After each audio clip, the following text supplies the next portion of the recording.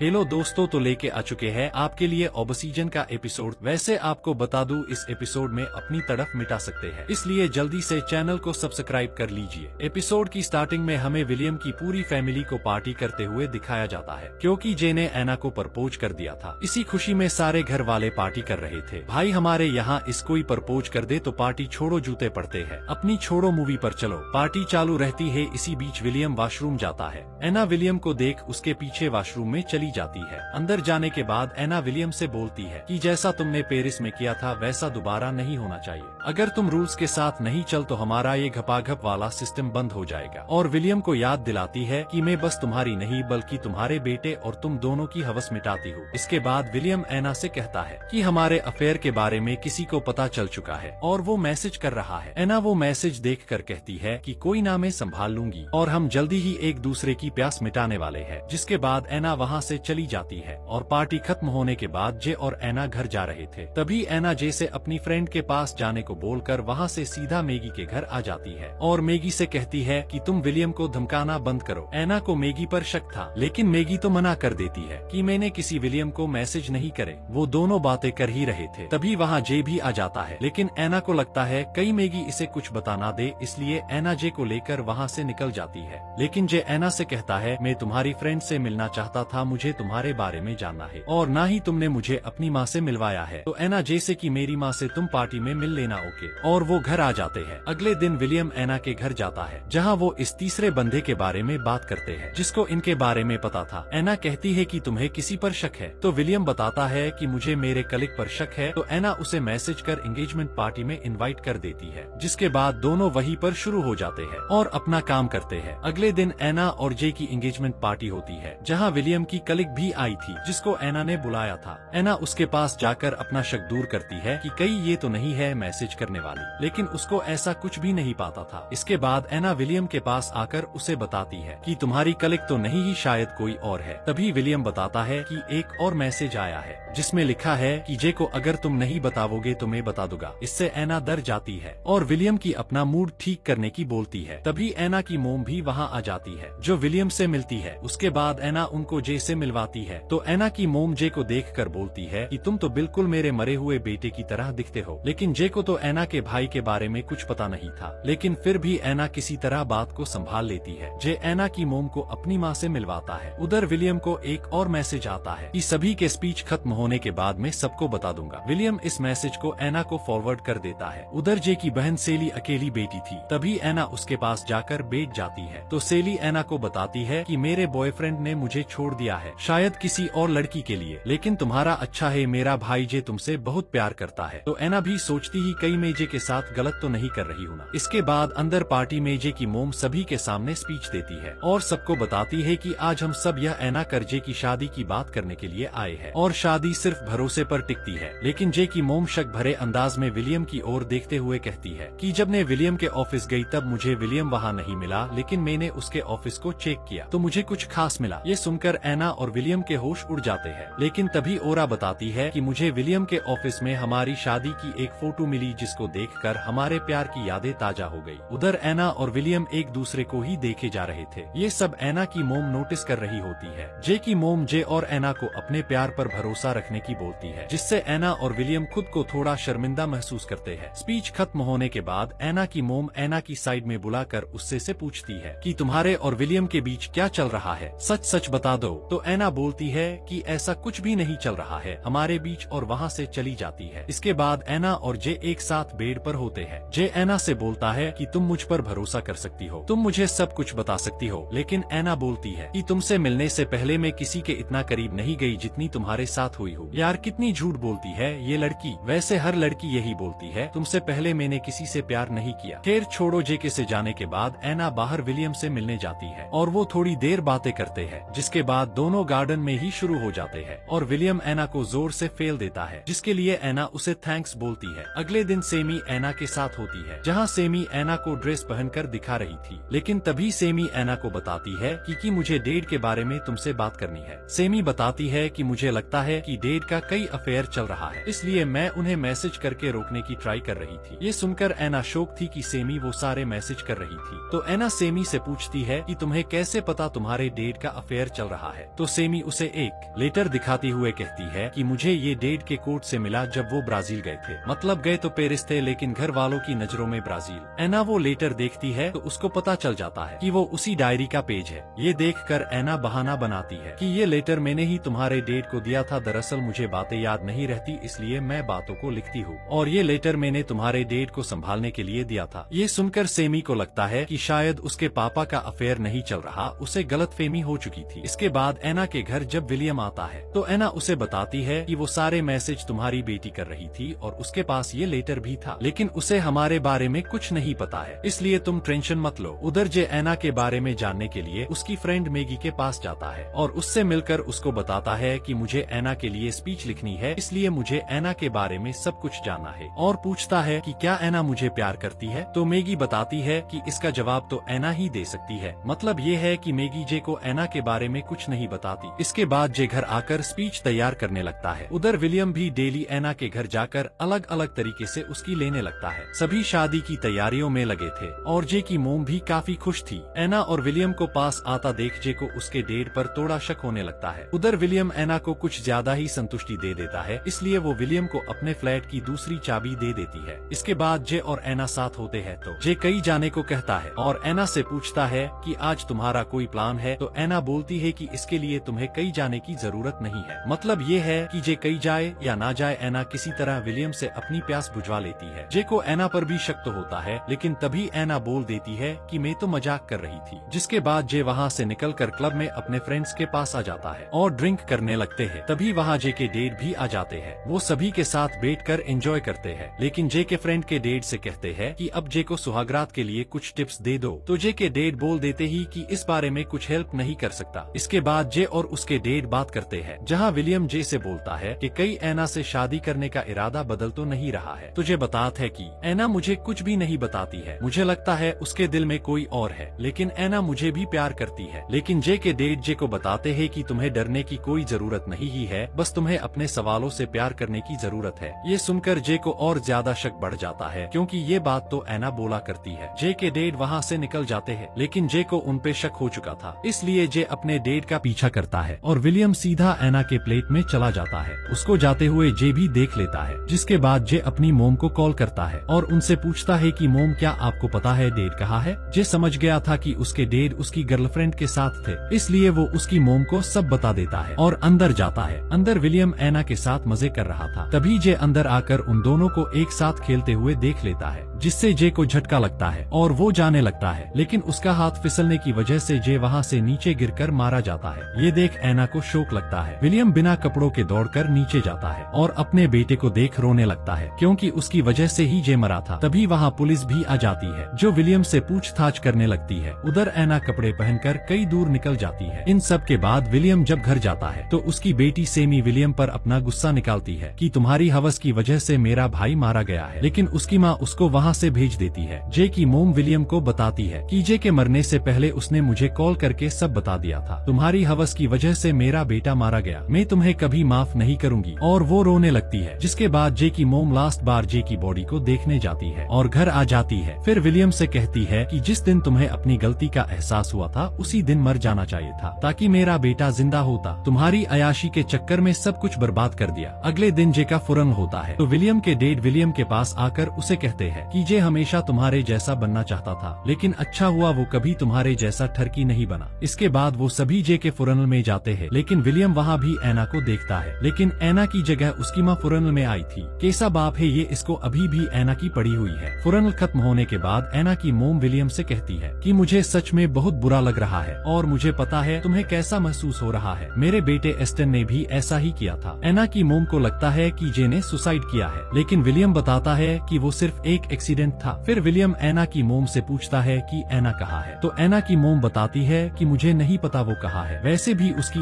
एक ही आदत है भाग जाने की। ये सुनकर विलियम एना के बारे में सोचने लगता है। तभी उसके पास उसकी वाइफ आकर उससे कहती है कि तुम कितने बड़े हरामी हो, तुम अभी भी एना के बारे में सोच रहे हो, तुम उसी के साथ रहना, अब मुझे तुम्हारी कोई जरूरत नहीं है और ये हमारी आखिरी मुलाकात है। ये सुनकर ठरकी विलियम बिना कुछ बोले वहाँ से निकल जाता है और एना को वॉइस मैसेज छोड़ता है कि तुम कहाँ हो और मुझे बस इतना बता दो कि तुम ठीक हो या नहीं और मुझे तुम्हारी जरूरत है। इसके बाद भी एना का कोई रिप्लाई नहीं आता तो विलियम सीधा मैगी के ऑफिस में जाकर उससे पूछता है कि एना कहाँ है, मुझे उसका पता दो। ठरकी साला बेटा मर गया तो भी एना की पड़ी है। दूसरी तरफ हम एना को उसकी माँ के साथ देखते हैं। उसकी माँ एना से कहती है कि तुम्हें थोड़ा और वक्त लेना चाहिए, इतनी जल्दी जॉब पर जाना सही नहीं है। तो एना कहती है कि मेरे घर बेटे रहने से कुछ सही नहीं होगा, इसलिए मुझे जाना होगा। तभी उसकी माँ एना से बोलती है कि तुम जे के साथ कितना खुश रह सकती थी, लेकिन तुम्हारी हवस ने बेचारे जे की जान ले ली और मुझे उम्मीद है कि ये आखिरी बार था। इसके बाद तुम किसी भी लड़के को अपने जाल में नहीं फंसाने वाली। तुम्हारा भाई एस्टन भी तुमसे कितना प्यार करता था, तुम्हारी खूबसूरती ने उसकी जान ले ली। तो एना बोलती है कि तुम्हें पता था एस्टन मुझे प्यार करता था, तो तुमने उसको मेरे रूम में आने से क्यों नहीं रोका। एना बहुत गुस्सा हो चुकी थी और वो वहाँ से निकल जाती है। इसके बाद हम एना को एक स्विमिंग पूल में देखते हैं जहाँ उसको एक लड़का देख रहा होता है। तो एना वहाँ से उस लड़के के पास जाकर बैठ जाती है और वो बातें कर ही रहे होते हैं। तभी उस लड़के की वाइफ वहाँ आ जाती है और एना से पूछती है कि तुम यहाँ किसके साथ हनीमून मनाने आई हो। तो एना बताती है कि वो यहाँ नहीं है, मतलब उसकी डेथ हो चुकी है। तो वो लेडी पूछती है कि वो कैसे मरा। तो एना बताती है